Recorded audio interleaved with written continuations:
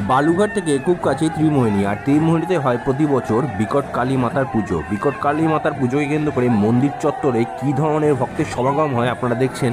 তো এখানে লাঠি নিয়ে এবং মুখা নাচের বিশাল এক আড়ম্বরের সৃষ্টি হয় পুজোর দিন সকালে। তাই আপনারা ভিডিওটি দেখুন, চ্যানেলে প্রচুর ভিডিও রয়েছে এবং আগামীতে এরকম ধরনের প্রচুর ভিডিও আসছে। আপনারা দেখতে থাকুন কী ধরনের হাজার হাজার মুখো পরে, মায়ের মুখো পরে এখানে ভক্তরা নাচের তালে মেতে ওঠে। দেখতে থাকুন, ধন্যবাদ।